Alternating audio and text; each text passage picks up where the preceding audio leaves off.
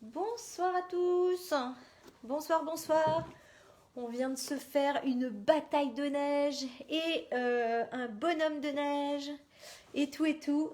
Et maintenant Hugo est à son bureau en train de bosser. Et oui, ça travaille dur. Et je vous montre l'extérieur. Ça fait 15 ans à peu près que les gens n'ont pas vu ça. Il y a de la neige. On a même fait un bonhomme. Deux, pardon. Attendez, on entend encore, je ne sais pas. Voilà. Voilà comment ça se passe ici, sous la neige. On a même fait de la luge et tout. Donc je vous assure que c'est quand même génial. Voilà, donc maintenant qu'on est de retour, on va vous sélectionner une petite histoire. Une petite histoire, toujours dans le petit livre, petite histoire pour devenir grand. Et je ne sais pas si celui d'hier vous avait plu. Il est quelle heure? 40, ouais. Je ne sais pas si celui d'hier vous avait plu. En tous les cas, eh bien, on va en refaire une. Donc Hugo travaillant, il va venir après peut-être avec nous pour l'autre histoire. Si j'ai fini. Si tu as fini, voilà, c'est bien. Ah,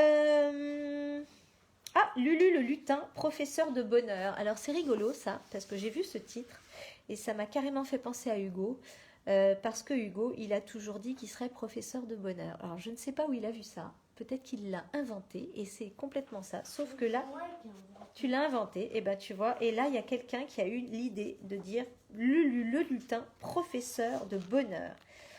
Page 187, donc on va lire celle-là. Lulu le lutin, professeur de bonheur. Parfois laisser passer des moments où on est moins dans le bonheur et puis ça fait partie de la vie. D'être moins rigolo parfois. C'est ce qui fait apprécier après les bons moments. Ça permet d'être bien dans notre moment présent. Voilà. Et c'est parti. Je vais chausser mes lunettes. Toc, c'est fait. Et nous commençons par la petite histoire, donc pas la petite histoire qui n'est pas illustrée. Mais ça permet, je trouve en tout cas, d'aller en profondeur et puis d'aborder des thèmes que peut-être on n'aurait pas abordés avec ses enfants. Donc j'espère que ça vous plaira. Donc Lulu, le lutin, professeur de bonheur. Ce jour-là, Martin se réveilla du pied mais très gauche. Comme tous les matins d'ailleurs, Martin était toujours de sale humeur, mauvaise humeur. Ça n'était pas faute d'avoir une maman souriante, un papa gentil, une belle maison et tout ce qu'il fallait pour être heureux. « Bonjour mon chéri » fit sa maman. Le soleil pénétra à flots dans sa chambre. « Grrr » fit Martin en guise de bonjour. « Il fait beau aujourd'hui. Tu peux mettre ton Bermuda » dit gentiment sa maman. « J'aime pas quand il fait beau, grogna Martin. Quand il fait beau, il fait trop chaud. » Sa maman soupira. Pourquoi diable était-il si grognon? Mais ce matin-là, quelque chose changea dans la vie de Martin.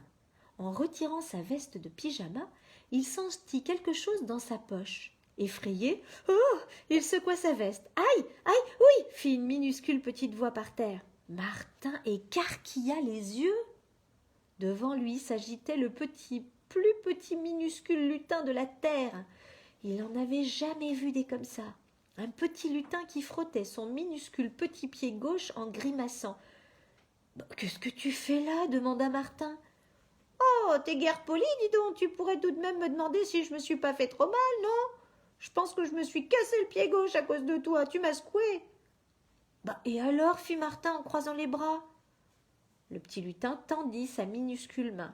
« Lulu, le lutin, je suis tout à ça à la fois. J'enseigne la gentillesse, la politesse, les sourires, le désir de vivre. Maintenant, veux-tu bien me soigner la jambe et m'emmener à l'école, s'il te plaît ?» Bien. Ah, il y a Hugo qui se joint à nous. Ah non, tu veux pas? Ouais, viens par là. Vas-y, grimpe. Aïe, grimpe. Allez, on va continuer le professeur de bonheur. Allez. Allez. Donc, Voilà, c'est lui mon professeur de bonheur. C'est mon Lulu à moi, mon Lulu lutin. Voilà. Donc on en était où? De mauvaise grâce, Martin alla chercher carton, allumettes et fil de pêche pour confectionner une attelle. Ensuite, il glissa Lulu dans la poche de sa veste et en se disant « Oh, sait-on jamais, je m'ennuierais peut-être un peu moins que d'habitude à l'école avec lui. » Alors, sur le chemin de l'école, Lulu le lutin glissa sa petite tête hors de sa poche. « Martin, veux-tu bien lever les yeux en l'air?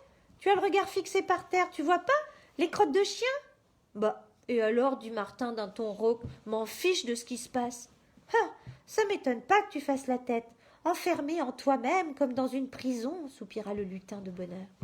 Regarde donc autour de toi, regarde cet étal de fruits, regarde ces belles fraises. Ça me ferait une maison fabuleuse. Quand je serai riche, je m'achèterai une fraise comme celle-là et j'en ferai ma résidence secondaire, dit Lulu. Oh, avec des petits rideaux blancs à pois roses.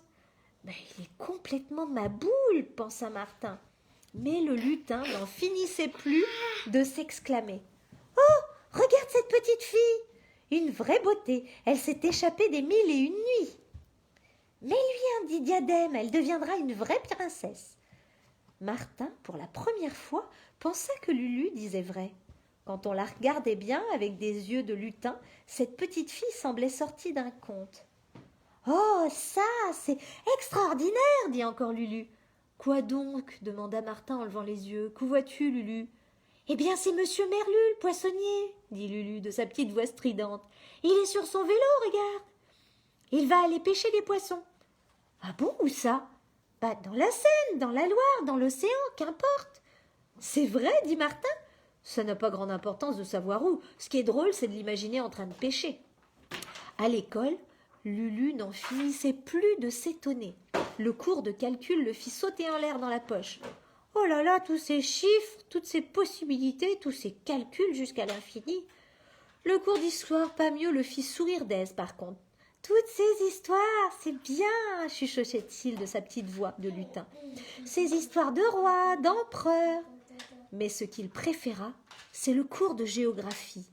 Oh, toutes ces mers, ces océans, toutes ces îles, tous ces endroits que l'on ne connaît pas et que l'on peut imaginer, rien qu'en regardant une carte. Oh, les cartes de géo, c'est un rêve.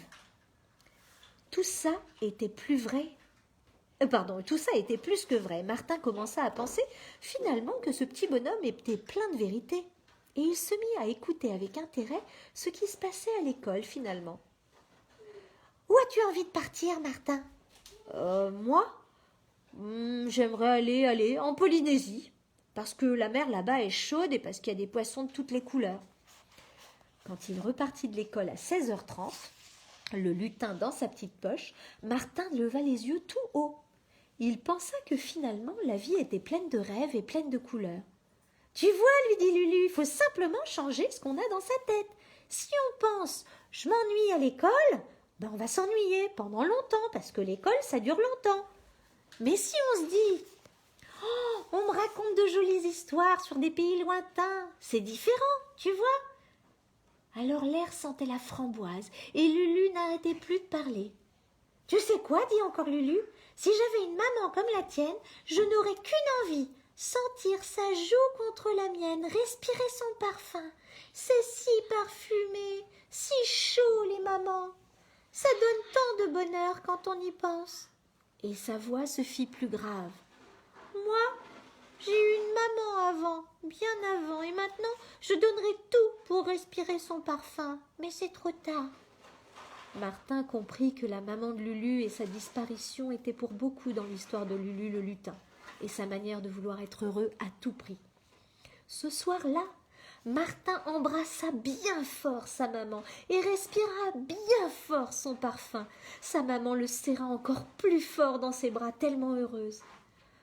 Et elle lui dit au creux de l'oreille « Je sens que tu vas beaucoup mieux, Martin, et j'en suis bien heureuse. » « C'est normal, dit Martin, j'ai un bon génie avec moi, un petit lutin qui m'apprend le bonheur. » Sa maman rigola et lui dit bonne nuit. Le lendemain, quand Martin ouvrit les yeux, il glissa aussitôt sa main dans sa poche à la recherche de Lulu.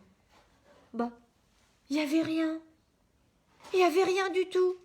Il secoua bien fort la veste en espérant entendre grommeler le petit lutin comme la veille, mais ce qui en tomba, ce fut un minuscule carré de papier blanc qu'il déplia. « Mon pied gauche est réparé et je m'en vais. J'espère que le tien va bien aussi. Je te souhaite une très belle vie, pleine de petits bonheurs. » Martin se retint pour ne pas pleurer. Finalement, il ne s'en sentait ni triste ni en colère. Il se dit simplement quelle chance j'ai eue de le rencontrer, ce petit lutin. C'est le meilleur professeur de bonheur que j'ai jamais eu. C'est ainsi que sa vie changea du tout au tout. Quand il devint grand, Martin épousa une princesse des 1001 nuits. Il voyagea loin, longtemps. Il découvrit des contrées inconnues qu'il n'avait vues que sur des cartes de géo, comme la Polynésie. Et ça le remplissait toujours d'un bonheur incroyable. Parfois, devant une oasis, devant une dune de sable ou devant un banc de petits poissons multicolores qui s'enfuyaient vers le rêve, il pensait à Lulu, ce petit lutin qui avait su lui redonner le bonheur qu'il avait déjà en lui. Mais en fait, il savait bien que quelque part dans sa fraise gigantesque ou dans le désert d'Arabie, Lulu le regardait de son regard avisé de philosophe et murmurait « Bravo Martin, je suis fière de toi, ton pied gauche se porte beaucoup, beaucoup mieux. » Et voilà. Donc voilà l'histoire qui se termine de Lulu. Lulu, le petit lutin, professeur de bonheur, comme mon petit Hugo. Ça y est. Ah, viens dire bonjour à François. Il y a François. Salut Francesco. Je ne sais pas qui est la deuxième personne, mais... Et voilà, donc cette histoire... c'est pour pouvoir parler avec les enfants du fait que c'est normal d'être heureux, d'être malheureux, mais au moins savoir l'exprimer et savoir comprendre pourquoi. Parfois on va moins bien et pourquoi il est important d'être toujours positif, optimiste. Ah, quelle audace les maracas. Ça c'est la suite. Tu viens avec moi ou pas ? Bon, François, eh ben, il est là, hein, Hugo, mais attends, je vais l'emmener avec moi pour te le montrer. Attention, tu dis salut à François. Salut à François. Non, on dit salut à François. Oh, là là, mais quel vilain. Bon, eh ben, pas de bol. Voilà, ce sera pour la prochaine fois. En tout cas, bon, François, je vais te lire un peu de musique maintenant. Regarde. Quelle audace, les maracas. Donc, comme la petite histoire d'hier... C'est une petite histoire. Ah non, c'est pas celle d'hier. J'ai pas fait de musique hier. En tout cas, cette petite collection est pas mal. Catherine Pancol y a mis sa patte. Catherine Pancol, qui est plutôt une écrivaine pour adultes, hein, habituellement. Donc, les yeux jaunes des crocodiles, tout ça, c'était elle. Ah ben si, hier on a fait le violon, mais bien sûr que oui. Donc, les maracas. Les maracas, c'est ici, nous avons le corps. Et ici, nous avons les poignets. Voilà, comme ça, on apprend un peu plus sur chaque instrument chaque jour. Donc, les maracas, le corps et les poignets. Après, je vous ferai une interro écrite. Les maracas, c'est bien connu. Je ne sais pas si vous voyez bien, là. Je vais mettre ça comme ça, peut-être. Les maracas, c'est bien connu. Hi, ça tient pas. Je suis pas au point au niveau de ma vidéo, moi. C'est bien connu, ne tiennent pas en place. Elles font des tours de passe-passe, des farces et des grimaces, de vrais casse-cou. Elles se secouent et font un bruit de petits cailloux. Avec Alfonso et son chien Foufou. Alfonso et son chien Foufou. Oui, les maracas inventent 1000 jeux. Alfonso les lance en l'air et elles volent telles des hélicoptères. Et quand elles retombent sur terre, elles racontent ce qu'elles ont vu là-haut. Le Ouistiti a volé le poncho de Pablo. Les pumas font un de ses rodéos. L'aigle géant est de retour. C'est le plus grand, le plus féroce de la forêt. Il rôde et cherche sa proie. Oh, attention! Mais les maracas les ont vus. Il arrive. C'est très dangereux, la forêt, dit Alfonso. Oh, tu ne dois jamais y aller, Foufou. Même pas peur. Ouf, ouf, aboie Foufou. Les maracas jacassent. Achikachikachik, achikachikachik. Elles chantent, elles dansent, elles sautillent. C'est comme ça toute la journée. Et le soir, ils s'endorment tous les quatre dans un hamac bariolé. Hello, hello à tous. Un matin, au réveil, Foufou a disparu. Foufou le chien. Alfonso pleure dans son grand mouchoir à carreaux et répète à tire-larigot: Foufou, t'es où? Foufou, t'es où? Les maracas s'agitent, frénétiques. Ah oui, là. Ils s'agitent. Partons le retrouver, dit l'une.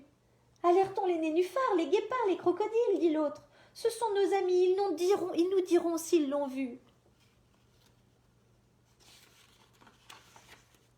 Elles bondissent comme deux ressorts pour s'envoler le plus haut possible et retombent dépitées. Elles ont vraiment besoin d'Alfonso. Alfonso, arrête de pleurer, on va le retrouver, mais fais-nous confiance. Achikachikachik, achikachikachik, hou hou. Aide-nous, on n'arrive pas à voler sans toi. Alors Alfonso les prend à nouveau dans ses mains et les lance en l'air. Et cette fois-ci, ça marche. Ils voient là-haut. Ils peuvent voir. Je vois pas. C'est normal. Elles vont se poser sur les ailes du grand ibis rouge au long bec, long et rose. Bonjour, honorable volaille. Comment ça, volaille? Vous pourriez dire aéroplane, aéronef, avion de grande ligne. C'est que nous sommes très inquiètes. Nous avons perdu Foufou. Vous ne l'auriez pas vu par hasard? Oh, je vois tout, je sais tout, répond l'ibis rouge. Je l'ai croisé dans la forêt. Il y a 12 minutes 36 secondes exactement. L'ibis rouge est très précis. Une minute est une minute avec lui, hein, dis donc. Il faisait de la balançoire sur une liane vert et bleu de 3,50 m et riait de ses 42 dents. Pas loin de lui volait l'aigle féroce. Oh, l'aigle féroce! S'affolent les maracas, ils s'affolent. Il faut sauver Foufou. Vite, emmenez-nous. Et les voilà qui planent au-dessus de la forêt, l'œil aux aguets. Foufou, là, sur une liane, s'écrient les maracas. Attention, avertit l'ibis rouge, le grand aigle approche. Vitesse de vol, 80 km/h. Un vrai bolide. Oh, et tout là-haut, nous pouvons voir le terrible féroce qui arrive alors que Foufou est accroché à une liane. Les maracas réfléchissent en secouant la tête. Achik, achik, idée. On a trouvé. Elles s'enfouissent dans les plumes rouges de l'ibis en prenant soin d'être bien cachées. Vous êtes sûr qu'on ne nous voit pas? Il n'y a pas un petit bout qui dépasse? Sûr. Comme 2 plus 2 font 4, on ne vous voit pas. Alors il descend en piqué vers l'arbre où se tient le grand aigle prêt à attaquer. Mes salutations, chers collègues, lance l'ibis. Quelle belle journée, 27 degrés. Oh, ne me distrais pas, toi, oiseau rouge. Je suis sur une piste. Surtout, pas un bruit. Prête? Chuchote une des deux maracas. Prête, répond l'autre. Arriba, elle s'écrie. Et elle saute sur les ailes de l'ibis, comme sur un trampoline. Achikachikachi, achikachikachi, achikachikachi, kora, kokao, banana. Quel vacarme. Que se passe-t-il? Leur ami crocodile leur répond en claquant des dents. Trop la classe, les maracas, vous êtes des as. Taisez-vous tous, proteste le grand aigle. Vous m'étourdissez, c'est comme pendant le carnaval, affirment les maracas. Tu n'y es jamais allé? Oh, j'ai autre chose à faire, je suis sérieux, moi. Circulez, mais enfin, circulez. Et Foufou est toujours accroché à sa liane, en danger. Foufou lève enfin la tête. Il comprend. Il comprend le danger. Caramba, il faut que je file. C'est Foufou qui dit ça. Il a repéré ses amis. Sauve-toi, crient les maracas, on s'occupe de l'aigle. Alors Foufou saute sur le dos du crocodile qui l'emmène retrouver Alfonso. Les maracas tambourinent jusqu'à ce que l'aigle s'envole dégoûté. Elle rentre au village sur les grandes ailes de l'ibis rouge et le remercie de 1000 courbettes. C'est la nuit. Alfonso et Foufou dorment épuisés dans le hamac. Les maracas sont trop excités pour se reposer. Tu sais ce qu'on a fait aujourd'hui, dit l'une. On a sauvé un ami, dit l'autre. Oui, mais autre chose aussi. On a inventé une nouvelle danse. Ben non, écoute-moi bien. On a appris que même si on est tout petit, on peut relever les plus grands défis. Et elle chante, toute contente. Achik, achik, achik, achik, achik, achik, achik, achik, achik, achik, achik, achik, achik, achik, achik. Vive moi, dirent les maracas. Et c'est ainsi que même quand on est petit,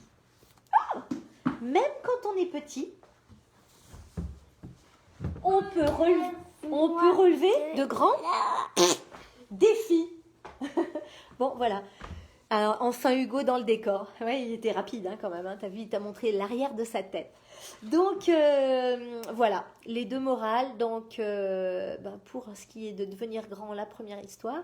Et les images avec nos amis les maracas qui nous prouvent que même petit, on peut faire de grandes choses. À réfléchir, ça aussi. Donc Francesco, je te souhaite une belle soirée, à tous également. On vous dit à demain. Demain, probablement neige encore, donc pas d'école. Et parce qu'on n'est pas comme au Québec, nous, on ne sait pas s'organiser quand il y a de la neige. Au revoir, à demain. Voilà. Et puis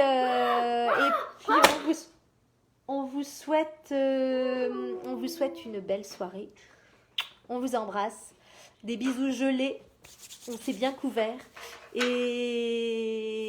on vous dit à demain. Alors, on fera peut-être des petites histoires en anglais. Tiens, why not? Je suis en train de réfléchir à ça.